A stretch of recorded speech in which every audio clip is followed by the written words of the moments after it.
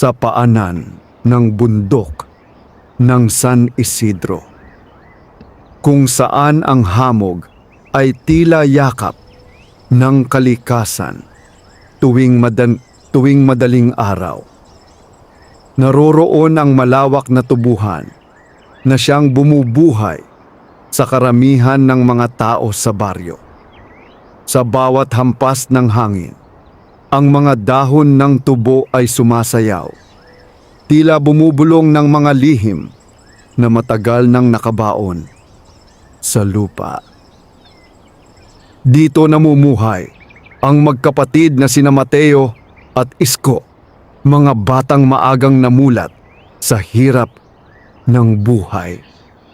17 taong gulang si Mateo, tahimik, mapagmasid at may likas na pananagutan sa kanilang pamilya.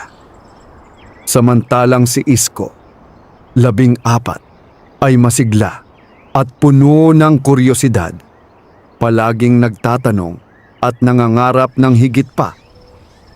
Sa nakikita ng kanyang mga mata, maaga pa lamang ay gising na sila.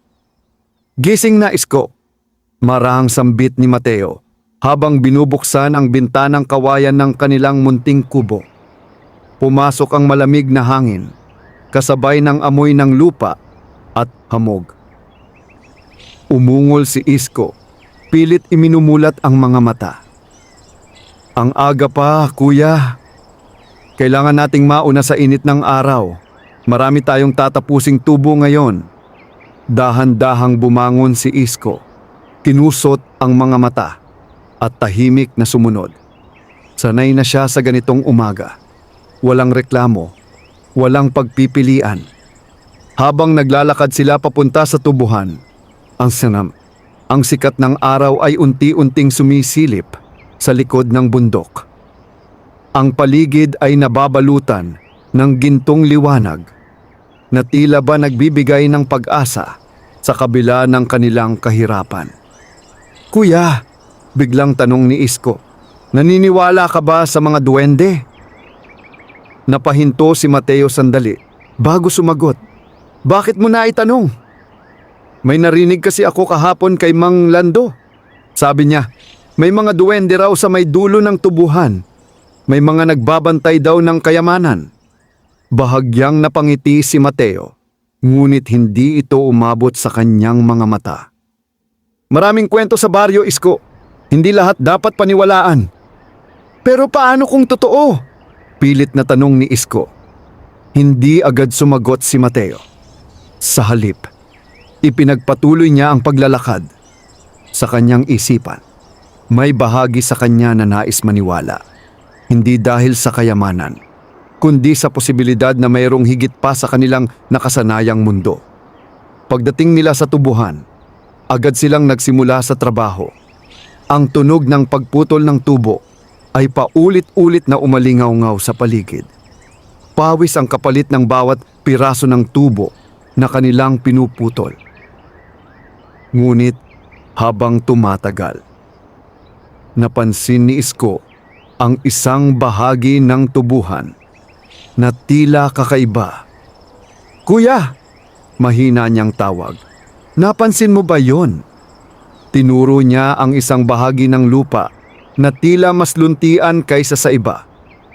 Ang mga tubo roon ay mas matatayog, mas makapal, at tila mas buhay kaysa sa karaniwang tanim. Lumapit si Mateo, sinuri ang lugar. "Ngayon ko lang napansin ito." May kakaibang pakiramdam ang bumalot sa kanila. Isang uri ng katahimikan na hindi nila maipaliwanag kahit ang hangin ay tila tumigil. "Parang may kakaiba," bulong ni Isko. Biglang may kumaluskos sa loob ng makapal na bahagi ng tubuhan. Nagkatinginan ang magkapatid. "May hayop kaya?" tanong ni Isko, bahagyang kinakabahan. "Huwag kang lalapit," babala ni Mateo, ngunit huli na. Dahan-dahang lumapit si Isko, tila hinihila ng hindi nakikitang puwersa. Ang kanyang mga mata ay nakatuon sa gitna ng kakaibang bahagi ng tubuhan. At doon niya ito nakita. Isang bagay ang nakabaon sa lupa. Isang tungkod na kumikislap sa ilalim ng sinag ng araw. "Kuya!" Halos pabulong na tawag ni Isko. "Tingnan mo to!" Lumapit si Mateo at nang makita niya ang bagay, napahinto siya. Isang tungkod na kulay ginto. Ngunit hindi ito karaniwang ginto. Ang ibabaw nito ay may ukit na tila mga sinaunang simbolo. At sa bawat galaw ng liwanag, ito ay kumikislap na parang buhay. "Hindi ito normal," bulong ni Mateo. "Kayamanan ba ito?" tanong ni Isko. Hindi maalis ang tingin sa tungkod. Hindi agad sumagot si Mateo. Sa halip, marahan siyang lumuhod at hinawakan ng lupa sa paligid ng tungkod. Malamig. Hindi pangkaraniwan ang lamig nito, lalo na sa gitna ng init ng araw. "Isko, huwag mong gagalawin!" babala niya. Ngunit huli na. Hinawakan na ni Isko ang tungkod. Sa sandaling dumikit ang kanyang kamay dito, isang malakas na hangin ang biglang umihip sa paligid. Ang mga dahon ng tubo ay sabay-sabay na kumaluskos, tila sumisigaw. Napaatras si Mateo. "Isko, bitawan mo yan!" Ngunit tila hindi na marinig ni Isko ang kanyang kapatid. Ang kanyang mga mata ay nakapako sa tungkod. At unti-unti, ang gintong kulay nito ay mas lalong lumiwanag. Sa loob ng ilang segundo, ang paligid ay nabalot ng kakaibang liwanag. At pagkatapos, biglang tumahimik ang lahat. Ang hangin ay tumigil. Ang mga dahon ay hindi na gumagalaw. At sa harap ng magkapatid, may isang munting nilalang na biglang lumitaw mula sa lupa. Maliit, ngunit hindi pangkaraniwan. Ang balat nito ay kulay lupa. Ang mga mata ay kumikislap na parang uling. At ang kanyang anyo ay tila isang matandang nilalang sa maliit na katawan. Isang duwende. Tinitigan sila nito ng mariin. "Bakit ninyo ginambala ang aking bantay?" Malalim at malamig na wika nito. Napaatras si Mateo. Agad hinila si Isko palayo. "Hindi namin sinasadya," sagot niya. Pilit pinapanatiling kalmado ang boses. Ngunit ang duwende ay hindi ngumiti. Sa halip, itinaas nito ang kamay nito at ang tungkod ay unti-unting lumutang mula sa pagkakahawak ni Isko. "Ang tungkod na ito ay hindi para sa inyo," mariin nitong sabi. "Ito ay may kapalit." Nanlaki ang mga mata ni Isko. "Kapalit?" Ngunit bago pa siya makapagtanong muli, ang paligid ay muling nagbago. Ang lupa ay bahagyang umuga. Ang hangin ay bumalik, ngunit mas malamig, mas mabigat. At ang mga mata ng duwende ay nagningning. "Dahil hinawakan mo ang tungkod," mabagal nitong wika, "ikaw ay bahagi na ng sumpa nito." Napatigil si Isko. "Anong ibig mong sabihin?" Hindi agad sumagot ang duwende. Sa halip, ito ay unti-unting naglaho kasabay ng pagkawala ng liwanag. At nang tuluyan itong mawala, ang tungkod ay bumagsak muli sa lupa. Tahimik. Parang walang nangyari. Ngunit ang tibok ng puso ni Mateo ay mabilis at ang kanyang isipan ay puno ng pangamba. "Isko," mahina niyang tawag. Ngunit si Isko ay nakatayo lamang, hindi gumagalaw. "Kuya," nanginginig niyang sambit, "parang may nararamdaman ako." "Anong nararamdaman mo?" Dahan-dahang tumingin si Isko sa kanyang kamay. At doon, sa kanyang palad, may kumikislap na marka na kulay ginto. Napaatras si Mateo. Hindi na ito simpleng kwento lamang. Ang bagay na kanilang natagpuan ay may kapangyarihang hindi nila kayang unawain. At ang kapangyarihang iyon ay nagsimula ng humingi ng kabayaran. Hindi na muling bumalik sa dati ang katahimikan ng tubuhan matapos ang kanilang nasaksihan.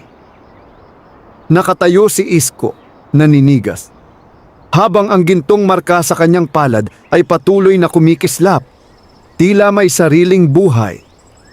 Hindi ito sugat, hindi rin paso, ngunit malinaw na may kakaibang enerhiya na dumadaloy mula rito. Isko, tingnan mo ako, maring utos ni Mateo. Pilit pinapakalma ang sarili. Dahan-dahang itinaas ni Isko ang kanyang mga mata. May halong takot at pagkalito ang kanyang tingin. Kuya, hindi ko na maramdaman ang kamay ko. Bulong niya. Agad siyang hinawakan ni Mateo. Anong ibig mong sabihin? Parang may gumagalaw sa loob, sagot ni Isko. Nanginginig ang boses. Hindi na nag-aksaya ng oras si Mateo.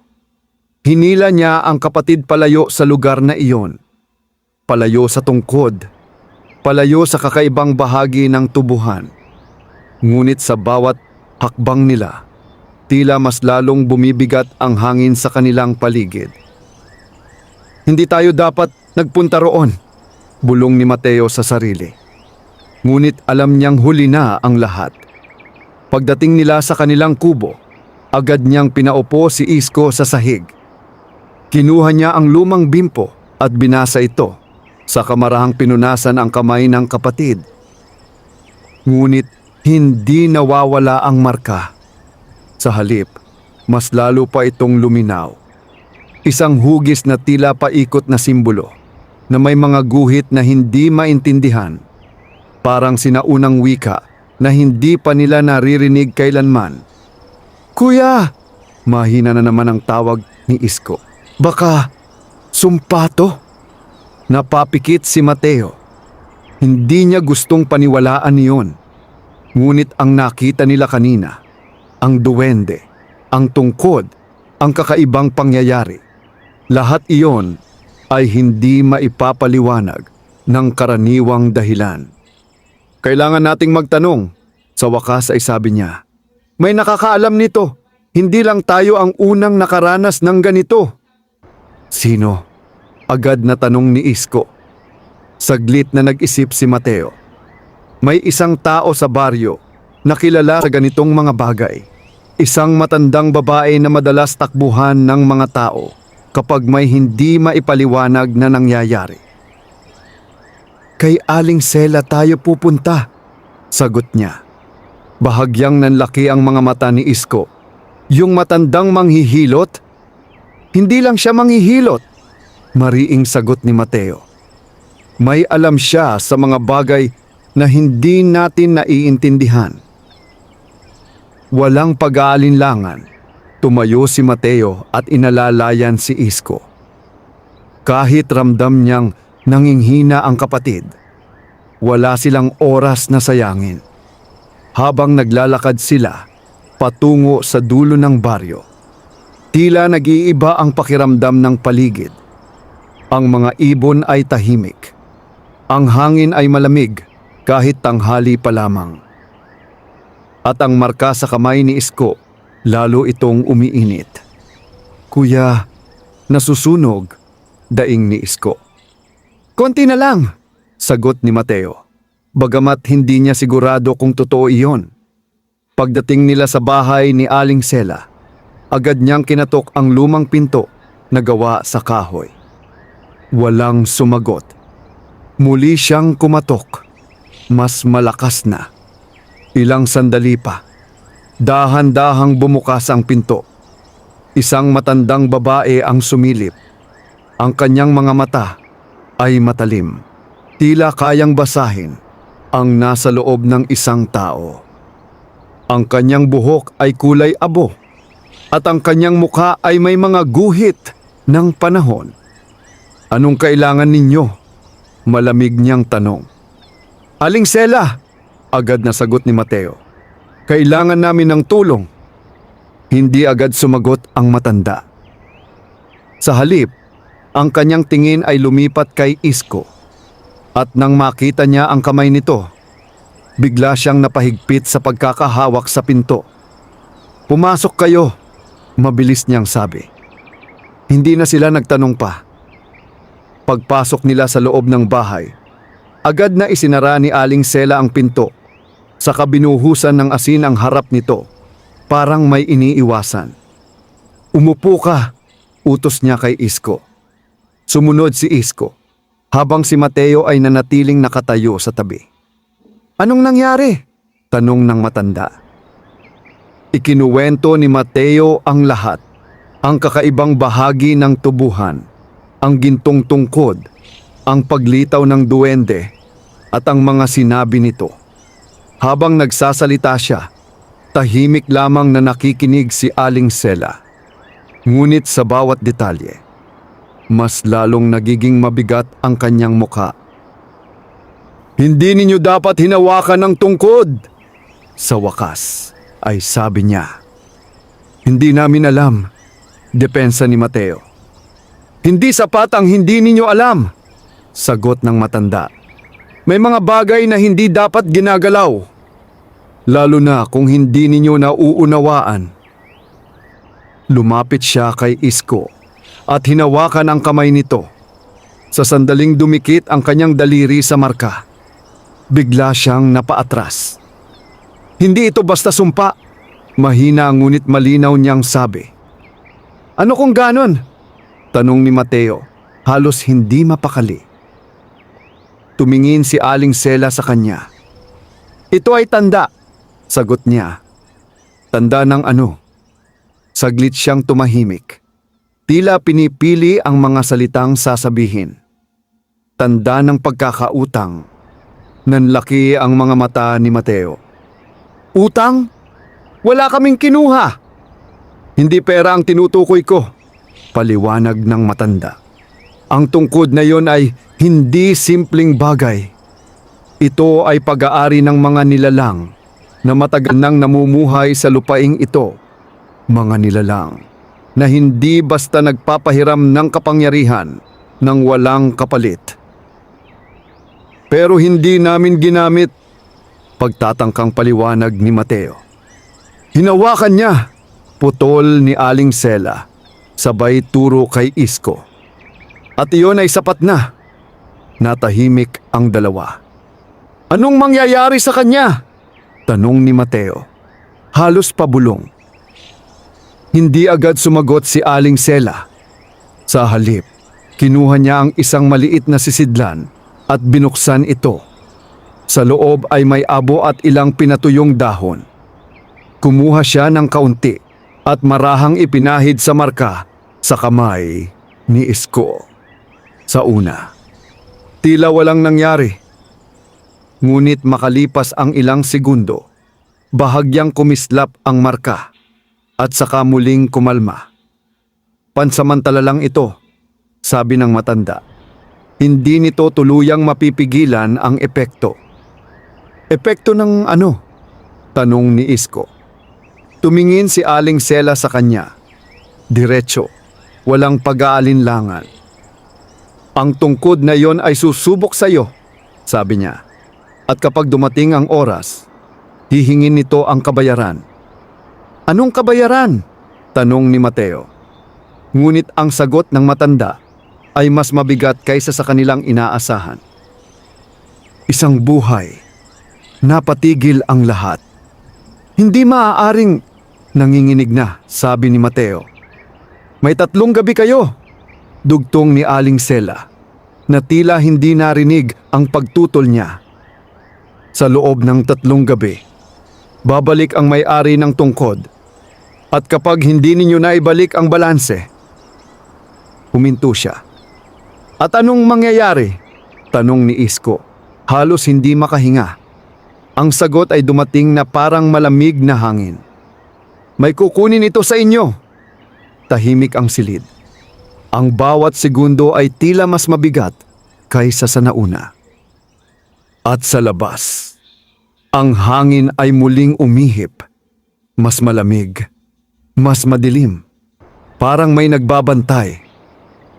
Hindi na muling naging payapa ang kanilang pag-uwi mula sa bahay ni Aling Sela.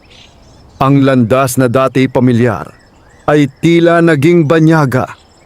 Ang bawat puno, bawat anino ay parang may itinatagong lihim. Kahit ang liwanag ng dapit hapon ay hindi nakapagbigay ng ginhawa. Sa halip, lalo lamang nitong pinatingkad ang bigat ng kanilang dinadala. Tahimik ang magkapatid habang naglalakad. Si Mateo ay abala sa pag-iisip. Hinahabi ang mga posibleng paraan upang mailigtas ang kapatid. Samantalang si Isko, bagamat pilit nagpapakatatag, ay hindi maikubli ang takot na unti-unting kumakain sa kanyang loob. "Kuya!" Mahina niyang tawag. Sagot ni Mateo, hindi inaalis ang tingin sa daan. "Kung sakaling hindi natin maibalik yon, anong mangyayari sa akin?" Napahinto si Mateo. Ayaw niyang sagutin ang tanong. Ngunit alam niyang hindi niya rin ito matatakasan. "Hindi mangyayari yon," mariin niyang sabi. "May paraan. Hanapin natin." Ngunit kahit siya mismo ay hindi lubos na naniniwala sa kanyang sinabi. Pagdating nila sa kubo, agad na isinara ni Mateo ang pinto at bintana. Sinindihan niya ang lampara at sinigurong may sapat silang ilaw. "Dito ka lang," utos niya kay Isko. "Huwag kang lalabas kahit anong marinig mo." "Kuya, makinig ka," putol niya. Mas matindi ang boses. "Hindi ito biro. Kailangan mong sundin ang sasabihin ko." Tumango si Isko, bagamat halata ang kaba sa kanyang mukha. Habang lumalalim ang gabi, ang paligid ay unti-unting nilamon ng katahimikan. Walang kuliglig, walang huni ng ibon. Tila ba ang buong baryo ay napako sa isang sandaling hindi gumagalaw. At sa loob ng kubo, ang apoy ng lampara ay bahagyang kumikislap, parang tinatangay ng hangin na hindi naman nila maramdaman. "Kuya!" muling tawag ni Isko. "Ano yon? Tingnan mo to." Lumapit si Mateo at nakita ang kamay ng kapatid. Ang gintong marka ay muling nagliliwanag, mas malinaw, mas buhay. At sa pagkakataong ito, hindi na ito nananatiling nakapirmi. Dahan-dahan itong gumagalaw, parang isang bagay na gumagapang sa ilalim ng balat. Napaatras si Mateo. "Anong?" Biglang napaigtad si Isko. "Kuya! Ang sakit!" Agad siyang hinawakan ni Mateo. "Anong nangyayari?" "Parang may humihila," sagot ni Isko. Pilit kinukontrol ang sarili. At doon nila narinig isang mahinang tunog mula sa labas. Parang bulong. Sa unay hindi malinaw, tila hangin lamang. Ngunit habang tumatagal, nagiging mas malinaw ito. Mga boses. Mahinang tawag. "Isko!" Napatigil ang dalawa. Nagkatinginan sila. "Kuya, narinig mo yon?" bulong ni Isko. Hindi sumagot si Mateo. Ngunit ang kanyang mukha ay sapat na sagot. Muli nilang narinig. "Isko!" Mas malinaw. Mas malapit. Tumayo si Mateo at dahan-dahang lumapit sa pinto. "Huwag mong bubuksan," agad na sabi ni Isko, nanginginig. "Hindi ko bubuksan," sagot ni Mateo. Ngunit ang kanyang mga kamay ay nasa hawakan na ng pinto. Sa kabilang panig, may kumakatok. Mahina sa una. Tuk, tuk, tuk. Pagkatapos ay lumakas. Tuk, tuk, tuk. Isko, muling tawag ng boses. Ngunit sa pagkakataong ito, hindi na ito mukhang hangin. Ito ay malinaw. At ang mas nakakatakot, ang boses ay kahawig ng kanilang ina. Napaatras si Mateo, tila napaso. Hindi siya yon, bulong niya sa sarili. Kuya, umiiyak na si Isko. Huwag mong buksan. Tumango si Mateo, bagamat nanginginig ang kanyang kamay. Ngunit hindi tumigil ang katok. Sa halip, lalo pa itong lumakas. At kasabay nito, ang boses ay nagbago.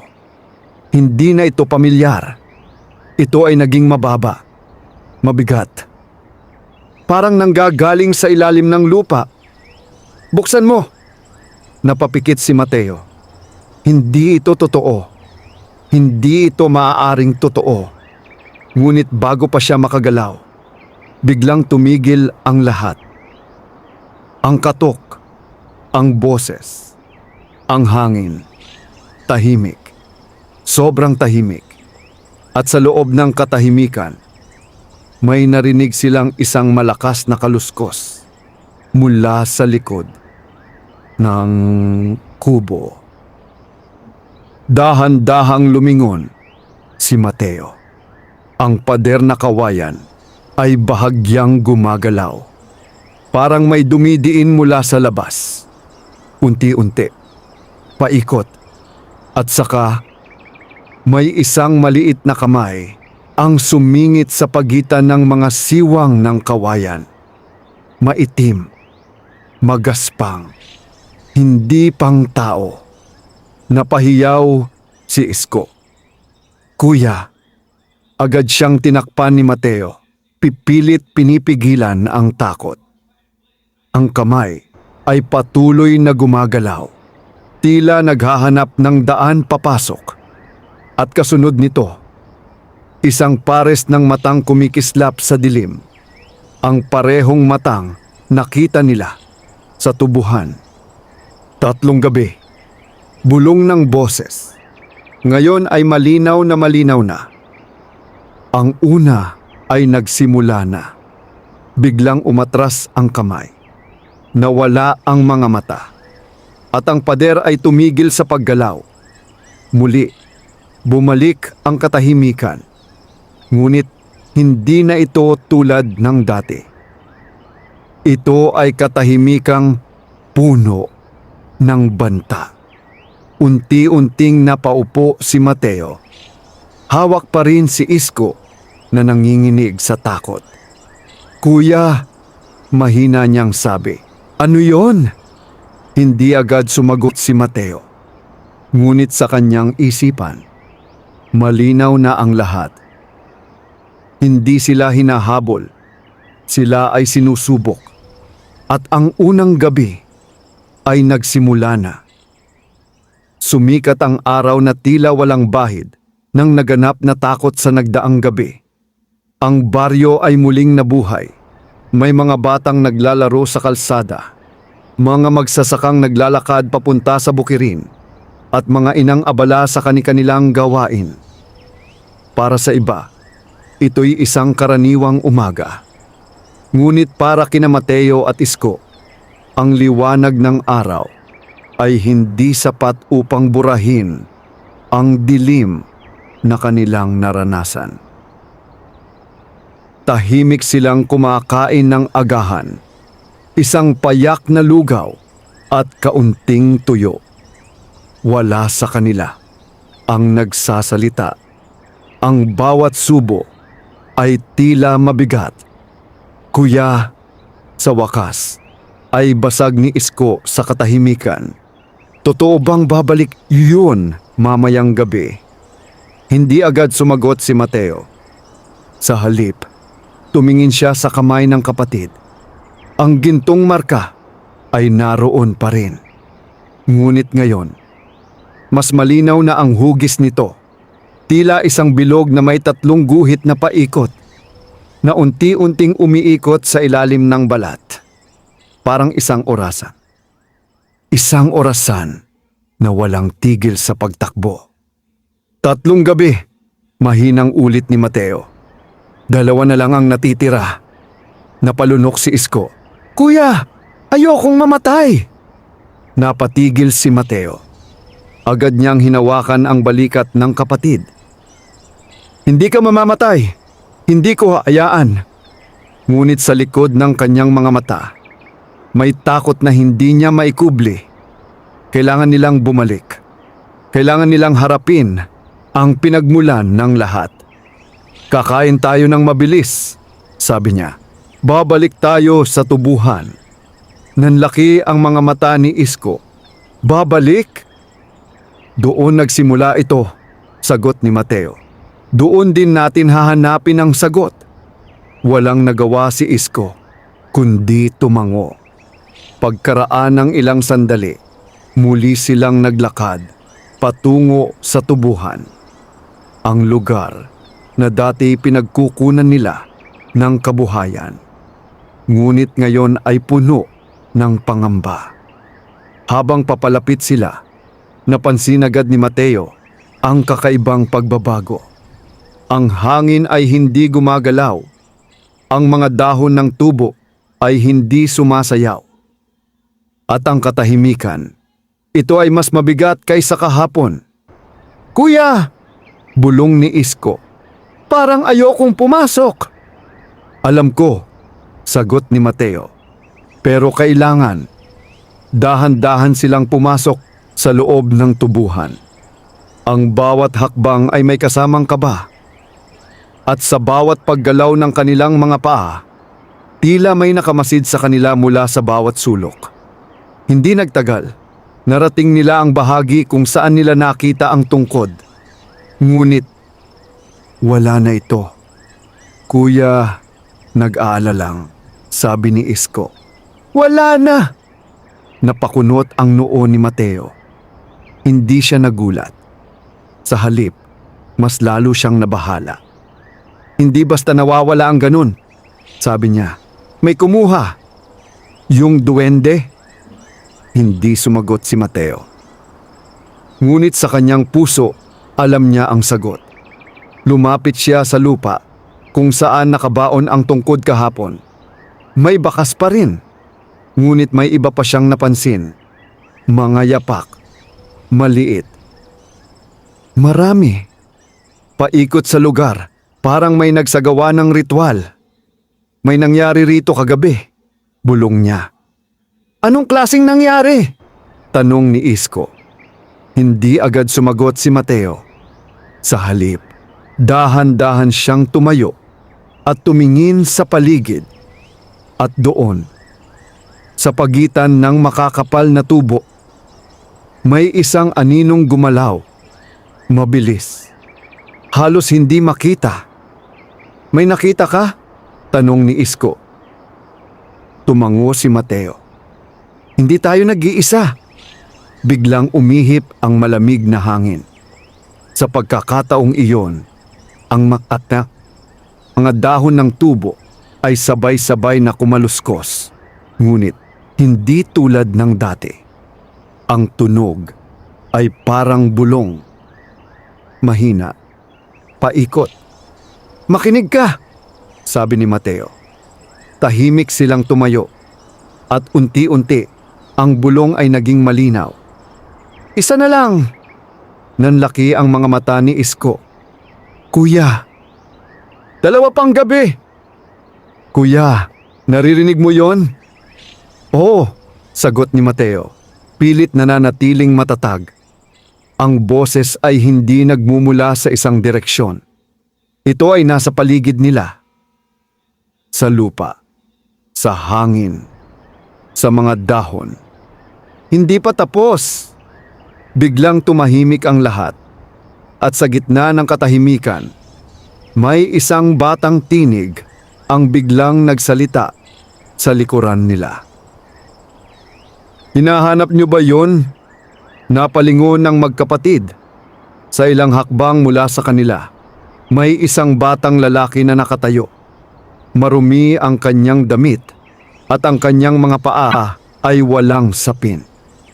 Ang kanyang buhok ay magulo at ang kanyang mga mata ay kakaiba, masyadong matalim para sa isang bata. "Hindi kita nakita kanina," sabi ni Mateo, nag-iingat. Ngumiti ang bata. Ngunit ang ngiti nito ay hindi nakapagbigay ng ginhawa. "Hindi niyo lang ako napansin," sagot nito. "Anong ginagawa mo rito?" tanong ni Isko. Hindi agad sumagot ang bata. Sa halip, itinuro nito ang lupa kung saan dating nakabaon ang tungkod. "Hinahanap niyo yan, hindi ba?" Nagkatinginan sina Mateo at Isko. "Saan mo nakita?" tanong ni Mateo. Lumapit ang bata, dahan-dahan, walang ingay. At sa bawat hakbang nito, tila mas lalong lumalamig ang paligid. "Hindi lahat ng nawawala ay nawawala talaga," sabi nito. "Anong ibig mong sabihin?" tanong ni Mateo. Ngumiti muli ang bata. Sa pagkakataong ito, mas malinaw na ang kakaiba sa kanya. Ang kanyang mga mata ay bahagyang kumikislap, parang uling nabuhay. "Kung gusto niyo itong maibalik," sabi niya, "kailangan niyong sumunod." Napaatras si Isko. "Kuya, parang..." Ngunit bago pa siya makapagsalita, biglang nawala ang bata. Parang hangin, parang usok, walang bakas. Naiwan ang magkapatid sa gitna ng tubuhan, naguguluhan, nanginginig, at mas lalong nalalapit sa katotohanang hindi nila kayang takasan. "Kuya!" Mahina ang boses ni Isko. "Anong ibig niyang sabihin?" Tumingin si Mateo sa paligid. Pilit inuunawa ang nangyari. At sa kaibuturan ng kanyang isipan, may isang bagay na unti-unting nagiging malinaw. Hindi sapat na hanapin ang tungkod. Kailangan nilang sundan. At ang landas na iyon ay hindi para sa mga karaniwang tao. "Uuwi muna tayo," sabi niya sa wakas. "Bakit?" "Kailangan nating maghanda," sagot ni Mateo. Hindi na ito simpleng problema. Habang papalabas sila ng tubuhan, ang hangin ay muling umihip. Ngunit sa pagkakataong ito, may dala itong mensahe. Mahina, ngunit malinaw. "Lumalim kayo." Napahinto si Mateo. At sa sandaling iyon, alam niyang ang susunod na hakbang nila ay magdadala sa kanila sa mundong hindi na nila kayang balikan. Mabigat ang bawat hakbang pauwi. Ang mga salitang iniwan ng batang misteryoso ay patuloy na umuukit sa isipan ni Mateo. Kailangan niyong sumunod. Ngunit saan? At paano? Tahimik si Isko. Hawak ang kanyang kamay na may marka. Hindi na ito gaanong kumikislap tulad kanina. Ngunit ang pakiramdam ng init ay nananatili. Parang may apoy na dahan-dahang sumusunog mula sa loob. Pagdating nila sa kubo, agad na isinara ni Mateo ang pinto. Hindi na siya nag-aksaya ng oras. "Kailangan nating bumalik kay Aling Sela," sabi niya. "Akala ko ba sapat na ang sinabi niya?" tanong ni Isko. "May kulang pa," sagot ni Mateo. "May hindi pa siya sinasabi sa atin." At sa pagkakataong ito, ramdam ni Mateo, hindi na sapat ang takot upang sila'y umatras. Kailangan nilang maintindihan ang lahat. Muli nilang tinahak ang landas, papunta sa dulo ng baryo. Ngunit ngayon, iba na ang pakiramdam. Parang mas maikli ang daan, mas tahimik, mas mabigat. Pagdating nila sa bahay ni Aling Sela, hindi na sila kumatok. Bago pa man sila makapagsalita, Bumukas na ang pinto. Parang inaasahan sila. "Pumasok kayo," sabi ng matanda. Hindi na nagtatanong. Pagpasok nila, agad niyang isinara ang pinto at sinabuyan muli ng asin ang paligid. Sa loob ng bahay ay may mas matapang na amoy ng mga halamang pinatuyo. Tila mas naghanda siya ngayon kaysa kahapon. "Bumalik kayo sa tubuhan," diretso niyang sabi. Hindi ito tanong. Ito ay kumpirmasyon. Tumango si Mateo. "May nakita kami." "Hindi lang nakita," sagot ni Aling Sela. "Kayo ay tinawag." Napatigil si Isko. "Tinawag?" Lumapit ang matanda sa kanya at tinitigan ang marka sa kanyang kamay. Mas lalo itong lumiwanag. "Mas malalim na ang koneksyon, Tiang Mang," bulong niya. "Anong ibig sabihin nun?" tanong ni Mateo. Huminga ng malalim si Aling Sela bago sumagot. "Ang tungkod na iyon ay hindi lang isang bagay," sabi niya. "Ito ay susi." "Susi saan?" Saglit siyang tumahimik. Sa sandaling iyon, tila nagdilim ang loob ng bahay. At ang pintuan na binubuksan nito ay hindi para sa mga tao. Nanlalamig ang pakiramdam ni Isko. "Kuya!" "Anong pintuan?" mariing tanong ni Mateo. Tumingin si Aling Sela sa kanya. "May dalawang mundo na magkasabay na umiiral sa lupaing ito," paliwanag niya. "Ang mundo ng tao at ang mundo ng mga nilalang na matagal nang nandito bago pa tayo. Mga duwende," bulong ni Isko. "Hindi lang duwende," sagot ng matanda. "May mga nilalang na mas matanda, mas makapangyarihan at ang tungkod, ito ang ginagamit nila upang maglakbay sa pagitan ng dalawang mundong iyon." Natahimik ang magkapatid. At dahil hinawakan niya ito, dugtong ni Aling Sela habang tinitingnan si Isko, nabuksan ang landas. "Anong landas?" tanong ni Mateo. "Ang landas na hindi dapat tinatahak ng tao," sagot niya. "Yung batang nakita namin," sabi ni Isko. "Siya ba?" "Tagabantay," putol ni Aling Sela. "Isa sa mga nilalang na nagbabantay sa pagitan ng dalawang mundo." Napahigpit ang hawak ni Mateo sa kamao.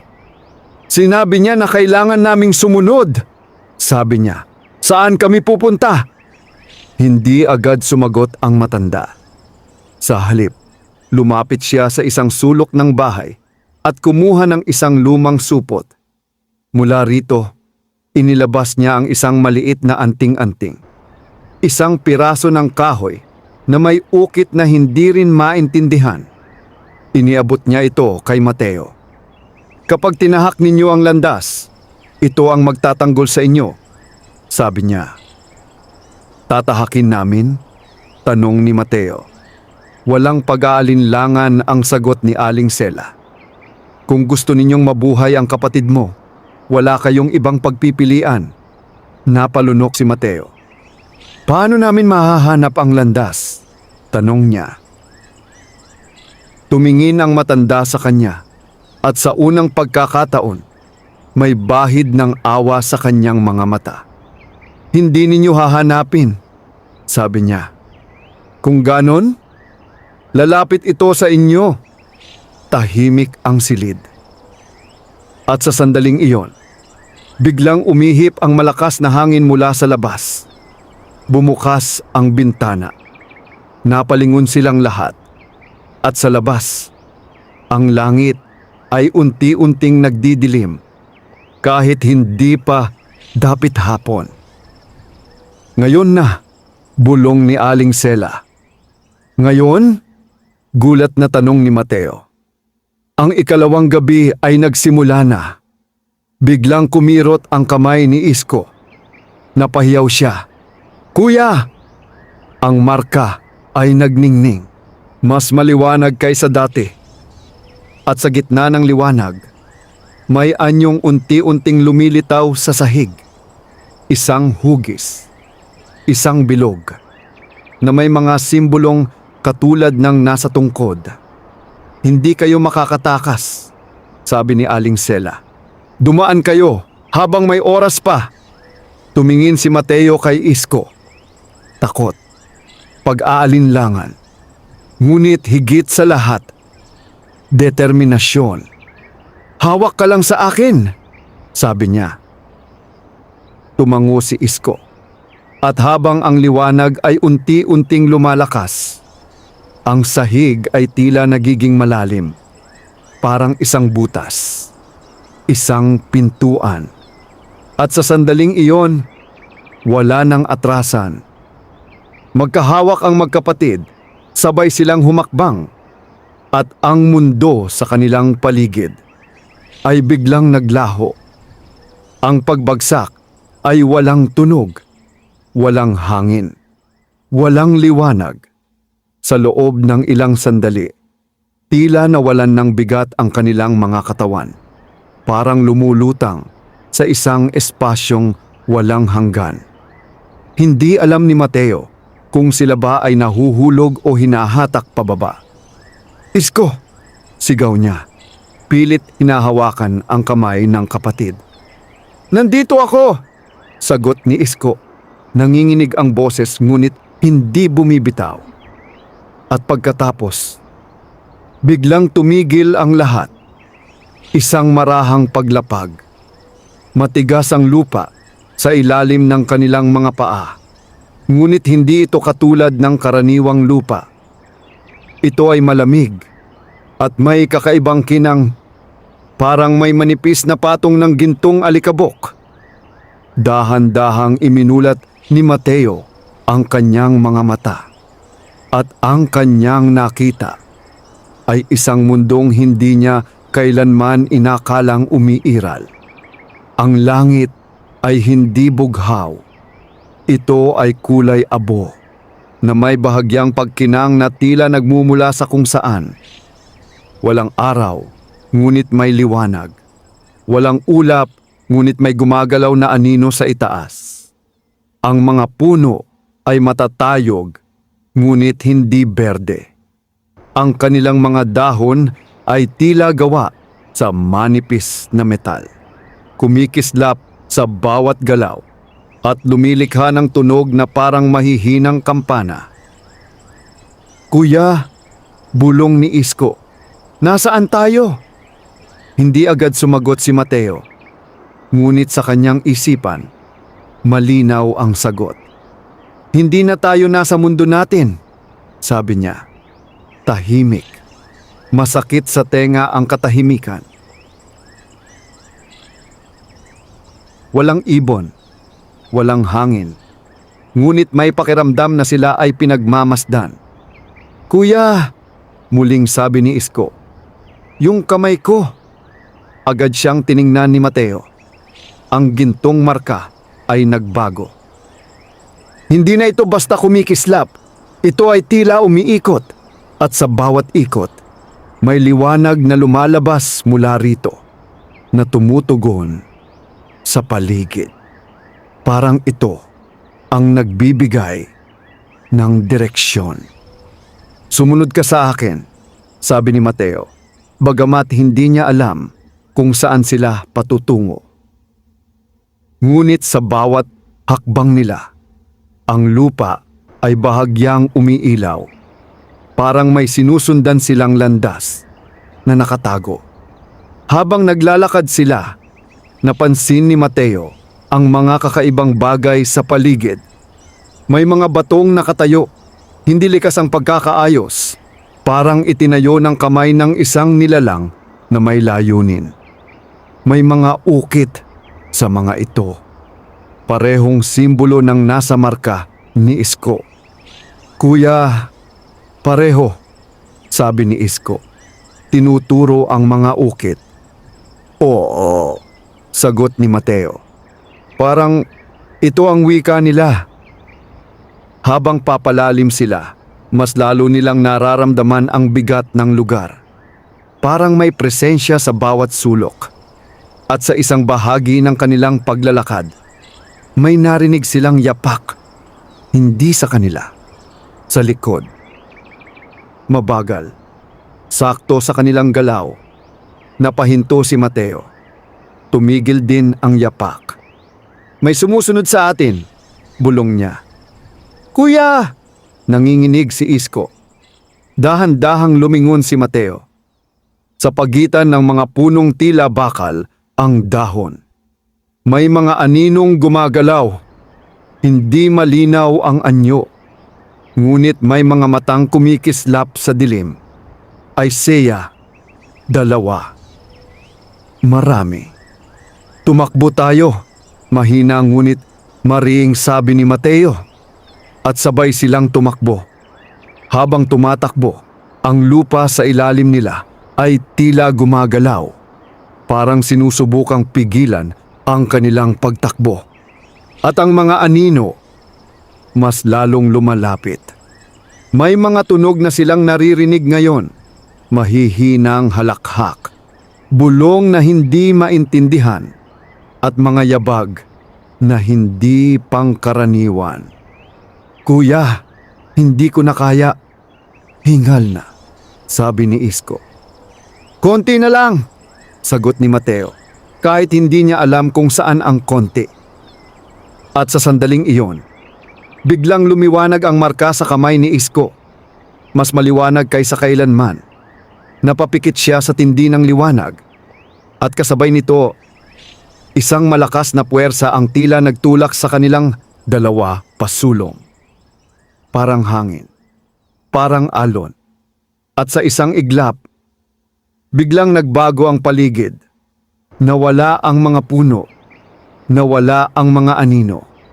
Sa halip, sila ay nakatayo sa harap ng isang napakalaking pinto. Gawa sa bato, matanda, at may ukit na parehong simbolo ng nasa marka ni Isko. Huminto si Mateo. Dahan-dahan siyang lumapit. Ang pinto ay sarado. Ngunit sa gitna nito, may isang puwang na eksaktong kasya ang hugis ng marka. Napatingin siya kay Isko. Kuya! Bulong ni Isko. Ito na ba yon? Hindi agad sumagot si Mateo. Ngunit alam niyang wala na silang ibang pagpipilian. Subukan mo, sabi niya. Dahan-dahang inilapit ni Isko ang kanyang kamay. At nang tumapat ang marka sa puwang, biglang nagliwanag ang buong pinto. Isang malalim na tunog ang umalingaw-ngaw, parang mula sa kaibuturan ng lupa. Unti-unting bumukas ang pinto, at mula sa loob, lumabas ang malamig na hangin. Mas malamig kaysa anumang naranasan nila. At kasabay nito, isang tinig, malalim, mabigat, at puno ng kapangyarihan. Dumating na ang may dala ng tanda. Napaatras si Isko. Ngunit hindi na siya makagalaw. Kuya! Hinawakan siya ni Mateo. Magkasama tayo, sabi niya. Ngunit sa kanyang puso, alam niyang ang susunod nilang haharapin ay hindi na simpleng pagsubok. Ito ay paghuhukom. At ang mundo sa kabilang pinto ay naghihintay. Dahan-dahang bumukas ang napakalaking pintong bato, kasabay ng isang malalim na ugong na tila nagmumula sa pinakasentro ng lupa. Ang malamig na hangin mula sa loob ay dumampi sa kanilang balat. Hindi lamang lamig ng panahon, kundi lamig na tila tumatagos sa kaluluwa. Kuya! Mahina ang tinig ni Isko. Parang ayoko nang pumasok. Saglit na pumikit si Mateo. Ang kanyang dibdib ay mabigat, ngunit hindi siya maaaring umatras. Kailangan natin, sagot niya, para matapos na ito. Magkahawak ang magkapatid habang sila'y humakbang papasok. Sa loob, ang liwanag ay hindi nanggagaling sa apoy o araw. Ito ay mula sa mga ukit sa pader, mga simbolong kumikislap na tila buhay. Ang sahig ay makinis, ngunit tila gawa sa batong matagal ng hinubog ng panahon. At sa pinakadulo ng malawak na bulwagan, may isang nilalang na nakaupo sa isang mataas na luklukan. Hindi ito ganap na maaninag sa simula. Ngunit habang lumalapit sila, unti-unting lumilinaw ang anyo nito. Maliit tulad ng duwende. Ngunit ang presensya ay hindi maliit. Ang balat nito ay tila yari sa lupa at bato. Ang mga mata ay kumikislap na parang apoy na hindi nauupos. At ang kanyang buhok ay tila mga ugat na nakabitin sa kanyang ulo. Isang nilalang na matanda. Mas matanda kaysa sa anumang nakita nila. "Lumapit kayo!" Utos nito. Ang boses ay parang gumugulong na bato sa kailaliman. Hindi gumalaw si Isko. Ngunit hinila siya ni Mateo. "Kasama kita," bulong niya. Dahan-dahan silang lumapit hanggang sa sila'y tumigil sa harap ng nilalang. Ang may dala ng tanda, muli nitong sabi, habang tinitingnan ang kamay ni Isko at ang nagtatangkang magligtas. Napatingin si Mateo. "Hindi namin sinasadya ang nangyari." Ang hindi sinasadya, sagot ng nilalang, ay hindi nangangahulugang walang kapalit. Tahimik ang silid. "At ngayon, dugganin!" Dugtong nito. "Dumating kayo upang bayaran ang utang." Napahigpit ang hawak ni Mateo kay Isko. "May paraan pa," sabi niya. "Hindi ba? Hindi kailangang buhay ang kapalit." Saglit na tumahimik ang nilalang. At pagkatapos, ito ay bahagyang ngumiti. Ngunit ang ngiti nito ay walang init. "May paraan," sabi nito. Nanlaki ang mga mata ni Mateo. "Ano iyon?" "Pagsubok," sagot ng nilalang. 3 pagsubok. 3. Ulit ni Isko. "2 na ang nagdaan," sabi ng nilalang. Ang una, takot. Ang ikalawa, landas. Napatingin si Mateo sa paligid. Kung ganoon, ang lahat ng kanilang pinagdaanan ay bahagi na ng pagsubok. At ang huli, tanong niya. Ang mga mata ng nilalang ay nagningning. Ang huli ay katotohanan. "Anong katotohanan?" tanong ni Isko. Ngunit bago pa siya masagot, biglang nagbago ang paligid. Ang sahig ay tila natunaw. Ang mga pader ay naglaho at sa isang iglap, wala na sila sa bulwagan. Natagpuan ni Mateo ang sarili na nakatayo sa isang pamilyar na lugar. Ang kanilang kubo, ang kanilang tahanan, ngunit may kakaiba. Tahimik, walang liwanag. At bakit tayo magsasalita sana si Mateo, ngunit naputol siya nang marinig ang isang tinig. "Kuya!" Napalingon siya. Si Isko ay wala sa tabi niya. Sa halip, may isang batang Isko sa loob ng kubo. Mas bata, mas maliit, nakaupo sa sahig, umiiyak. "Kuya, gutom na ako!" Nanlalamig ang pakiramdam ni Mateo. Ito ay alaala. Isang alaala na matagal na niyang ibinaon. Biglang bumukas ang pinto. Pumasok ang isang lalaki, ang kanilang ama. Lasing, pagod, at galit. "Wala na naman kayong ginawa!" sigaw nito. Napaatras ang batang Isko at ang batang Mateo, ang nakaraan niyang sarili, ay nakatayo sa sulok, tahimik, nanginginig. "Kuya!" muling tawag ng batang Isko. tulungan mo ako. Napapikit si Mateo. Hindi niya kayang panoorin ito, ngunit hindi siya makagalaw. Ang eksena ay paulit-ulit. Ang gutom, ang sigaw, ang takot. At ito, biglang umalingaw-ngaw ang boses ng nilalang.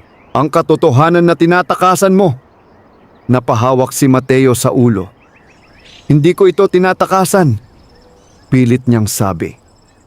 Iniwan mo, sagot ng boses. Pinili mong maging matatag, ngunit hindi mo hinarap ang sakit. Wala akong magagawa noon, sigaw ni Mateo. Ngunit ngayon, dugtong ng boses, may pagpipilian ka. Biglang nagbago ang eksena. Sa harap niya, ang batang isko ay muling umiiyak. At sa likod nito, ang kanilang ama, papalapit, galit na galit. Ngunit sa pagkakataong ito, may hawak si Mateo. Ang gintong tungkod. Hindi niya alam kung paano ito napunta sa kanyang kamay. Ngunit malinaw ang pakiramdam. May kapangyarihan ito. Piliin mo, sabi ng boses. Gamitin ang kapangyarihan at iligtas siya. Oh, dugtong nito, panatilihin ang balanse at hayaang mangyari ang dapat mangyari. Nanlalamig ang pakiramdam ni Mateo. Kung gagamitin niya ang tungkod, maaari niyang baguhin ang nakaraan. Maaari niyang iligtas si Isko. Ngunit may kapalit. Kung hindi, mananatili ang lahat.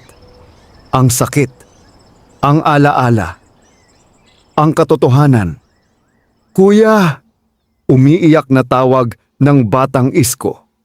At sa likod, ang ama ay papalapit na. Mahigpit ang hawak ni Mateo sa tungkod. Ang kanyang puso ay parang dudurog. At sa sandaling iyon, alam niyang ang desisyon na gagawin niya ay hindi lamang para sa nakaraan. Ito ay para sa kanilang kinabukasan. Nanlalamig ang paligid. Ang bawat segundo ay tila umaabot sa kawalang hanggan habang nakatayo si Mateo. Hawak ang gintong tungkod. Sa harap niya, ang batang Isko ay umiiyak. Ang parehong eksenang paulit-ulit na bumabagabag sa kanyang alaala. Kuya, tulungan mo ako. Ang boses na iyon ay hindi na lamang alaala. Ito ay isang panawagan. Sa likod ng bata, ang kanilang ama ay papalapit, galit, lasing, at walang pakundangan. Ang anino nito ay tila lumalaki, lumalapad, at unti-unting nilalamon ang liwanag sa paligid. Mahigpit ang hawak ni Mateo. Sa tungkod, ramdam niya ang kapangyarihan nito. Isang simpleng galaw lamang. At maaari niyang baguhin ang lahat. Maaari niyang iligtas ang kapatid. Maaari niyang burahin ang sakit. Ngunit kasabay nito, may kapalit. Hindi niya alam kung ano, ngunit malinaw ang babala ng nilalang. Ang bawat kapangyarihan ay may katumbas na kabayaran. Piliin mo! Muling umalingaw-ngaw ang tinig sa kanyang isipan. Napapikit si Mateo. Sa kaibuturan ng kanyang puso, alam niya ang totoo. Hindi ang nakaraan ang kailangang baguhin, kundi ang kanyang sarili. Dahan-dahan niyang ibinaba ang tungkod. Hindi, mahina niyang sabi. At saka siya huminga ng malalim. Hindi ko babaguhin ang nangyari. Biglang tumahimik ang paligid. Ang hangin ay tila tumigil. Sigurado ka? Tanong ng boses. Malamig at matalim. Masakit, sagot ni Mateo. Nanginginig ang boses. Pero iyon ang katotohanan. Hindi ko kayang burahin ang nangyari. Pero kaya kong harapin ito. Unti-unting nawala ang liwanag mula sa tungkod. Ang eksena sa kanyang paligid ay nagsimulang maglaho. parang usok na tinatangay ng hangin. Ngunit bago tuluyang mawala, tumingin ang batang Isko sa kanya. At sa pagkakataong iyon, hindi na ito umiiyak. Ngumiti ito. Isang payak, ngunit malalim na ngiti. At sa isang iglap, naglaho ang lahat. Muling nagbalik ang mundo, ang malamig na bulwagan. Ang matandang nilalang sa luklukan at si Isko nakatayo sa tabi ni Mateo, buhay at walang sugat. "Kuya!" bulong niya. "Anong nangyari?" Hindi agad sumagot si Mateo. Sa halip, marahan niyang hinawakan ang balikat ng kapatid. "Natapos na ang pagsubok," sabi niya. At sa sandaling iyon, ang marka sa kamay ni Isko ay biglang nagningning. Mas maliwanag kaysa kailanman. Napaatras si Isko. "Kuya!" Ngunit hindi ito tulad ng dati. Walang sakit, walang takot. Sa halip, ang liwanag ay dahan-dahang naglaho, kasabay ng marka. Unti-unti itong nawala, parang hindi kailanman umiral. Tahimik ang silid, at ang matandang nilalang ay tumayo mula sa kanyang luklukan. "Tinanggap mo ang katotohanan," sabi nito. Tumango si Mateo. At dahil doon, dugtong nito, ang balanse ay naibalik. Napatingin si Isko sa kanyang kamay. "Wala na," bulong niya. "Wala na ang tanda," sabi ng nilalang. "Wala na ang utang." Napalunok si Mateo. "Pwede na ba kaming umalis?" tanong niya. Saglit na tumahimik ang nilalang. At pagkatapos, tumango ito. "Ang pintuan ay muling magbubukas," sabi nito. "Ngunit tandaan ninyo, ang mundo na inyong nasilayan ay hindi kailanman mawawala." "Hindi na kami babalik," sagot ni Mateo. Ngunit ang nilalang ay bahagyang ngumiti. "Hindi ninyo na kailangang bumalik," sabi nito, "sapagkat daladala ninyo na ito." Napatigil si Mateo. Ngunit bago pa siya makapagtanong, biglang nagliwanag ang paligid. Ang sahig ay muling nagbukas at ang hangin ay umikot sa kanila. "Kuya!" sigaw ni Isko. "Hawak lang!" sagot ni Mateo. At sa isang iglap, ang mundo ay muling naglaho. Muli silang bumagsak. Ngunit sa pagkakataong ito, may hangin, may tunog, at may liwanag. Dahan-dahang dumilat si Mateo. Ang unang bagay na kanyang nakita, ang bubong ng kanilang kubo, ang amoy ng lupa, ang init ng araw. Nasa bahay na sila. "Kuya," mahina ang tinig ni Isko. Napalingon si Mateo. Nakatayo ang kapatid. Buhay, ligtas, at walang marka. Tahimik silang nagkatitigan. At sa sandaling iyon, pareho nilang naunawaan. Natapos na. Akala nila.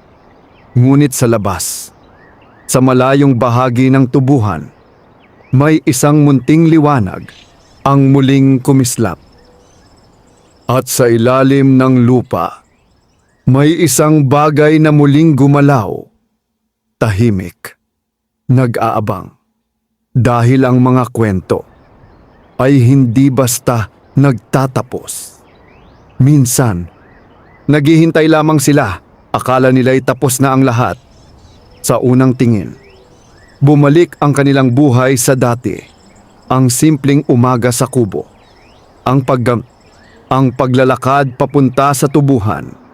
Ang pagputol ng tubo sa ilalim ng araw. Walang marka sa kamay ni Isko. Wala nang malamig na hangin na biglang sumusulpot. Wala nang bulong sa dilim. Ngunit may nagbago. At hindi iyon maitatanggi. Tahimik si Isko habang nagtatrabaho. Hindi na siya kasing ingay tulad ng dati. Mas madalas siya mapatingin sa kanyang palad. Parang hinahanap ang marka na dati naroon. "Kuya!" Bigla niyang tanong habang pinuputol ang isang tangkay ng tubo. "Totoo bang wala na talaga?" Hindi agad sumagot si Mateo. Pinunasan niya ang pawis sa noo at tumingin sa paligid. Ang tubuhan ay tila katulad pa rin ng dati. Ngunit sa kaibuturan ng kanyang pakiramdam, hindi na ito ang parehong lugar. "Wala na," sagot niya sa wakas. "Natapos na yon." Ngunit hindi niya sigurado kung kanino niya iyon sinasabi. Sa kapatid ba? O sa sarili niya? Lumipas ang ilang araw. Unti-unting bumalik ang ritmo ng kanilang buhay. Ang baryo ay muling naging masigla. Ang mga tao ay abala sa kani-kanilang gawain. Ang mga gabi ay tila tahimik. Walang katok, walang bulong, walang kakaibang presensya. Ngunit sa ikalimang gabi, may nagbago. Nagising si Mateo sa kalagitnaan ng gabi. Walang tunog, walang dahilan, ngunit may pakiramdam. Isang pakiramdam na may mali. Dahan-dahan siyang bumangon. Ang lampara ay patay. Ang kubo ay madilim. Ngunit may isang bagay na hindi niya inaasahan. Bukas ang pinto. Napatigil siya. Sigurado siyang isinara niya iyon bago matulog. "Isko!" Mahina niyang tawag. Walang sumagot. Bigla siyang kinabahan. Mabilis siyang lumapit sa higaan ng kapatid. Walang tao. "Isko!" Agad siyang lumabas ng kubo. Ang gabi ay tahimik. Ngunit ang hangin ay malamig. Mas malamig kaysa karaniwan. "At bakit ngayon pa?" bulong niya. At doon niya ito nakita. Sa dulo ng tubuhan, may liwanag. Mahina, ngunit malinaw. Parehong liwanag na nakita nila noong una. "Hindi maaari," mahina niyang sabi. Ngunit alam niya, iyon ang pinanggalingan ng lahat. At doon, naroon si Isko. Hindi na siya nag-aksaya ng oras. Tumakbo siya. Sa bawat hakbang, ang kanyang puso ay lalong bumibilis. Habang papalapit siya, mas lumilinaw ang liwanag. At sa wakas, narating niya ang lugar, ang parehong bahagi ng tubuhan, ang parehong lupa. At sa gitna nito, nakatayo si Isko, tahimik. Hindi gumagalaw. "Isko!" sigaw ni Mateo. Dahan-dahang lumingon ang kapatid, ngunit ang kanyang mga mata ay hindi na tulad ng dati. May liwanag sa loob nito. Mahina. Ngunit hindi normal. "Kuya!" sabi ni Isko. Ngunit ang boses ay tila may kasamang ibang tinig. "Anong ginagawa mo rito?" tanong ni Mateo. Pilit pinipigilan ang kaba. Hindi agad sumagot si Isko. Sa halip, tumingin siya sa lupa. At doon, may nakabaon muli. Ang gintong tungkod. "Hindi pa taps," sabi ni Isko. Ngunit hindi ito tunog ng isang batang nagsasalita. Ito ay mas malalim, mas malamig. "Anong ibig mong sabihin?" tanong ni Mateo, papalapit. "Hiniram lamang ang kapangyarihan," sagot ng tinig sa loob ni Isko. Ngunit ang tungkod ay hindi kailanman nawala. Napatras si Mateo. "Hindi mo na siya kontrolado," dugtong ng tinig. "Kami na ang kumukuha." "Isko, lumaban ka!" sigaw ni Mateo. Sa isang iglap, napapikit si Isko. At sa sandaling iyon, tila bumalik ang kanyang sarili. "Kuya!" Mahina niyang sabi, "Tulungan mo ako!" Ngunit bigla siyang napaatras. Ang kanyang kamay ay muling nagningning. At sa pagkakataong ito, hindi na ito marka lamang. Ito ay kumakalat, paakyat sa kanyang braso. Parang ginto na bumabalot sa kanyang balat. "Kuya!" Sigaw niya, puno ng sakit. Agad siyang tinakbo ni Mateo at hinawakan. "Hindi kita pababayaan!" Sigaw niya. Ngunit ang lupa sa kanilang paligid ay nagsimulang gumalaw. Ang hangin ay umikot. At mula sa ilalim ng lupa, may mga anyong unti-unting lumilitaw. Maliit, marami. At ang kanilang mga mata ay kumikislap sa dilim. "Bumalik ka na!" Sabay-sabay nilang sabi. At sa gitna nila, ang gintong tungkod ay unti-unting umaangat mula sa lupa. Parang may sariling buhay. At sa sandaling iyon, naunawaan ni Mateo ang katotohanan. Hindi pa sila tapos.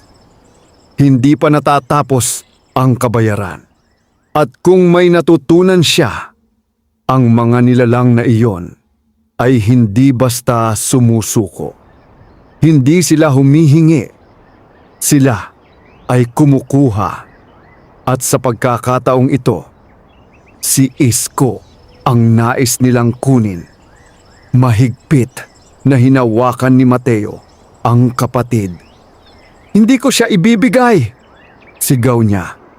Ngunit ang hangin ay mas lalong lumakas. Ang liwanag ay sumabog at ang mga anino ay unti-unting lumalapit. Ang hangin ay naging mabigat. Ang liwanag mula sa gintong tungkod ay lumawak. Tila nilalamon ang buong tubuhan. Ang mga dahon ng tubo ay sabay-sabay na kumaluskos. Ngunit hindi dahil sa hangin, kundi sa presensyang unti-unting bumabalot sa lugar. Mahigpit ang hawak ni Mateo kay Isko. Ramdam niya ang panginginig ng kapatid. Hindi lamang sa takot, kundi sa kapangyarihang kumikilos sa loob nito. "Kuya!" Pilit na sabi ni Isko. "Hindi ko na kaya." Ang gintong kulay ay patuloy na gumagapang sa kanyang braso, papunta sa kanyang dibdib. "Hindi ka nila kukunin," mariing sagot ni Mateo, bagamat ramdam niya ang kawalan ng katiyakan. Sa kanilang paligid, ang maliliit na nilalang ay tuluyan ng lumitaw. Hindi na lamang anino, mga duwende. Marami. Ang kanilang mga mata ay kumikislap sa dilim at ang kanilang mga mukha ay walang emosyon. Parang mga nilalang na sumusunod lamang sa batas na hindi nila kayang suwayin. At sa gitna nila, ang matandang nilalang. Ang parehong tagapaghukom na kanilang hinarap. Unti-unti itong lumitaw mula sa liwanag. "Hindi pa tapos ang balanse," sabi nito. "Tinapos na namin ang pagsubok," sigaw ni Mateo. "Totoo," sagot ng nilalang. Ngunit ang katotohanan ay hindi lamang tungkol sa nakaraan. Napatigil si Mateo. "Anong ibig mong sabihin?" Ang mga mata ng nilalang ay tumingin kay Isko. "Ang tungkod ay pumili," sabi nito. "At ang pinili ay hindi pa bumibitaw." Nanlalamig ang pakiramdam ni Mateo. "Hindi niya ginusto ito," sagot niya. "Hindi kailangan ng pahintulot," malamig na tugon ng nilalang. "Ang kapangyarihan ay kumikilala at kumukuha." Biglang napaigtad si Isko. "Kuya!" sigaw niya. Ang gintong liwanag ay umabot na sa kanyang leeg. "Hindi!" sigaw ni Mateo. At sa sandaling iyon, may naalala siya, ang anting-anting. Mabilis niyang inilabas. ang maliit na kahoy na ibinigay ni Aling Sela. Mahigpit niya itong hinawakan. "Hindi siya sa inyo!" sigaw niya. Sa sandaling itinaas niya ang anting-anting. Biglang nagliwanag ito. Hindi tulad ng gintong liwanag ng tungkod. Ito ay mas mainit, mas malinaw, mas buhay. Napaatras ang mga duwende. Ang matandang nilalang ay bahagyang tumigil. Ang tanda ng tao, bulong nito. Hindi na nagdalawang isip si Mateo. Lumapit siya kay Isko at idinikit ang anting-anting sa kanyang dibdib. Sa sandaling nagdikit ang dalawa, isang malakas na alon ng liwanag ang sumabog sa paligid. Napapikit si Mateo. Sumigaw si Isko. At ang buong tubuhan ay tila nayanig. Ang gintong liwanag ay nagsimulang umatras. Unti-unti. Pabalik sa kamay ni Isko. Pabalik sa tungkod. Hindi, bulong ng matandang nilalang. Hindi siya kukunin, mariing sabi ni Mateo. At sa huling sandali, isang matinding sigaw ang umalingaw-ngaw. Hindi mula sa tao, kundi mula sa mga nilalang. At sa isang iglap, ang liwanag ay nawala, ang hangin ay tumigil, at ang tubuhan ay muling naging tahimik. Dahan-dahang dumilat si Mateo. Ang unang bagay na kanyang nakita, si Isko. Nakahiga sa lupa, walang gintong marka, walang liwanag, tahimik. Isko, nanginginig niyang tawag. Dahan-dahan siyang gumalaw. At saka, uminog ang dibdib ni Isko. Huminga. Napaluha si Mateo. "Buhay ka." Unti-unting nagmulat ng mata si Isko. "Kuya." Mahina, ngunit malinaw. Agad siyang niyakap ni Mateo. Mahigpit. Parang ayaw na niyang bitawan. "Hindi na kita pababayaan," bulong niya. Tahimik ang paligid. Wala ng duwende. Wala ng liwanag. At ang gintong tungkod, wala na rin. Parang hindi kailanman umiral. Lumipas ang mga araw. Muling bumalik ang katahimikan sa baryo. Ang tubuhan ay muli na namang naging bahagi ng kanilang pang-araw-araw na buhay. Ngunit para kina Mateo at Isko, hindi na ito basta lugar lamang. Ito ay paalala ng isang mundong hindi nila nakikita, ngunit alam nilang naroroon. "Kuya," sabi ni Isko isang hapon habang nakaupo sila sa gilid ng bukirin. "Naniniwala ka ba na tapos na talaga?" Tumingin si Mateo sa malayo, sa dulo ng tubuhan, kung saan minsan ay may kumikislap na liwanag. "At kung hindi man," sagot niya, "handa na tayo." Ngumiti si Isko. Hindi na tulad ng dati. Mas may lalim, mas may pagkaunawa. At sa unang pagkakataon, hindi na siya natatakot. Habang lumulubog ang araw, ang liwanag ay muling kumalat sa buong bukirin. Payapa, tahimik. Ngunit sa ilalim ng lupa, sa isang mundong hindi nila nakikita, may mga matang muling nagbukas. Hindi galit, hindi naghihiganti, kundi nagmamasid dahil ang balanse ay hindi kailanman natatapos. Ito ay patuloy na umiikot at sa bawat kwento may bagong simula, wakas.